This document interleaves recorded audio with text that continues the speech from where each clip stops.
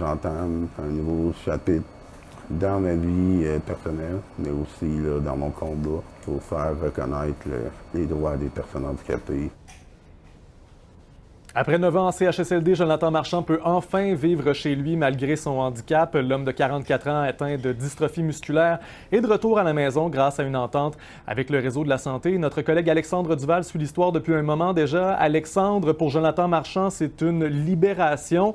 Or, ça a été tout un parcours du combattant pour en arriver là. Ça fait des années qu'il se bat pour sortir du CHSLD Sainte-Anne-de-Beaupré où il habitait depuis 2012. Il a multiplié les sorties médiatiques. Rappelez-vous, même l'année dernière, il avait campé pendant 5 jours et 5 nuits devant l'Assemblée nationale. S'était enfui du CHSLD. Et là, récemment, les pourparlers avec le CIUS de la capitale nationale ont vraiment débloqué dans son dossier personnel. En quoi consiste cette entente avec le CIUS de la capitale nationale, Alexandre?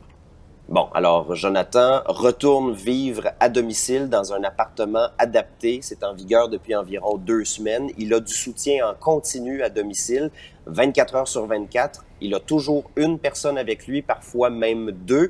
Et ce qui est particulier dans cette entente-là, c'est que c'est lui-même, Jonathan Marchand, qui doit embaucher les travailleurs qui l'accompagnent dans le quotidien. Il doit aussi gérer les horaires de ces gens-là, de jour, de soir, de nuit, des gens qui l'aident avec l'hygiène, les soins, les sorties, le ménage.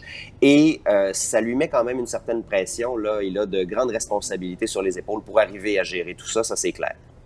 Et malgré l'aide dont il dispose, il sent une certaine pression. Il se montre encore très critique à l'égard du gouvernement, là.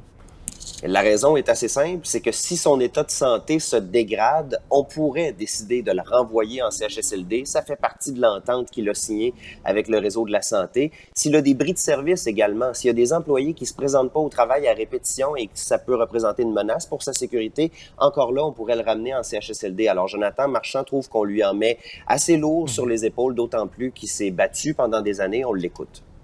C'est un effort herculéen, là, tu sais.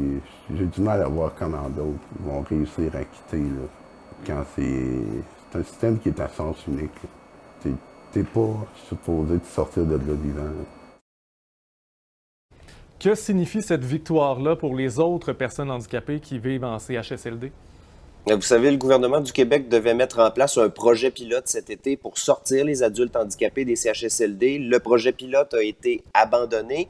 Là, Jonathan Marchand, lui, espère que sa situation personnelle va créer un précédent. Donc, les adultes handicapés vont aller demander une entente du même genre que celle qu'il vient d'obtenir. Et d'ailleurs, le réseau de la santé nous confirme que la situation de M. Marchand en tant que telle actuellement, elle est considérée comme un projet pilote en elle-même. Alors, on verra bien les conclusions qu'on saura en tirer.